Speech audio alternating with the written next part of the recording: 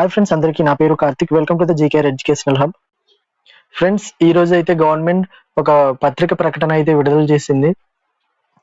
Mega DSC 2025 నియామక ప్రక్రియకు సంబంధించిన విషయమై కొంతమంది వ్యక్తులు సోషల్ మీడియాలో మరియు ఇతర మార్గాల ద్వారా మార్పింగ్, నకిలీ నార్మలైజేషన్ స్కోరు మరియు తప్పుడు టీచర్ నియామక ఉత్తర్వులు తయారు చేసి ప్రచారం చేస్తున్నారని ప్రభుత్వం దృష్టికి వచ్చింది.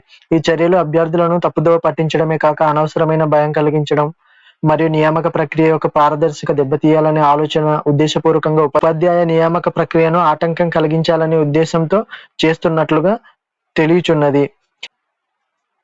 ఈ విషయం తెలియజేయడం ఏమనగా, అన్ని అధికారిక స్కోర్లు, ఎంపిక జాబితాలు, నియామక ఆర్డర్లు మెగా డిఎస్సి అధికారిక వెబ్సైట్ మరియు క్యాండిడేట్ లాగిన్ నందు మరియు ప్రభుత్వంచే పత్రిక ప్రకటనల ద్వారా మాత్రమే విడుదల చేయబడతాయి.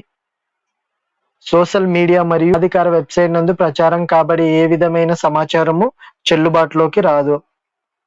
ఇలాంటి నకిలీ పత్రాలు లేదా వివరాలు తయారు చేయడం, ప్రచారం చేయడం లేదా ఉపయోగించడం చేసే వ్యక్తులపై సంబంధిత న్యాయ చట్టాలకు అనుకూలంగా చట్టపరమైన క్రిమినల్ చర్యలు తీసుకోవడమే కాక ఆ వ్యక్తులకు నియామక ప్రక్రియ నుంచి శాశ్వతంగా నిషేధించబడతాయి. అభ్యర్థులు మరియు ప్రజలు ఇలాంటి దుష్ప్రచారాలను నమ్మకండి. కేవలం ప్రభుత్వం అధికారిక వెబ్సైట్లో ఉన్న ప్రకటనలు, నోటిఫికేషన్లు, ఫలితాలను మాత్రమే నమ్మాలని తెలియజేయడం జరుగుతుంది. MV Krishna Reddy, convener, mega DSC 2025. So friends, ఇదైతే ఈరోజు రిలీజ్ చేశారు. మీరు సోషల్ మీడియాలో వచ్చిన మాటలను భయపడకండి, అధైర్యపడకండి. గవర్నమెంట్ మెరిట్ లిస్టే ఫైనల్ అని గవర్నమెంట్ అయితే చెప్తుంది. సో మీరైతే ఎవరు భయపడకుండా గవర్నమెంట్ మెరిట్ లిస్ట్ కోసం అయితే వెయిట్ చేయండి, ఓకేనా?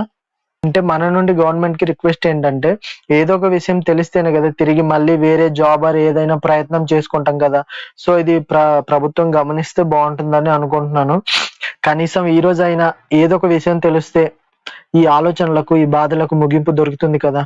సో ప్రభుత్వం ఫాస్ట్ గా రియాక్ట్ అవుతే బాగుంటుందని అనుకుంటున్నాను.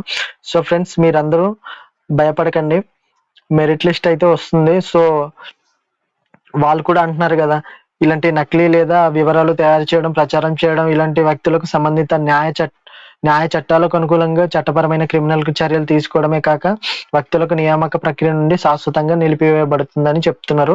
సో ఫ్రెండ్స్, మీరు ఎవరు భయపడకండి. మీకు ఏదైనా ఇన్ఫర్మేషన్ అయితే మెగా డిఎస్సి వెబ్సైట్ లోనే దొరుకుతుందని గవర్నమెంట్ చెప్తుంది.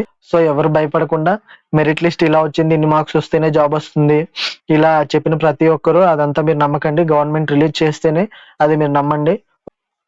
Okay, thank you for watching. మన వీడియోని సబ్స్క్రైబ్ చేసుకోండి, అలాగే షేర్ చేయండి.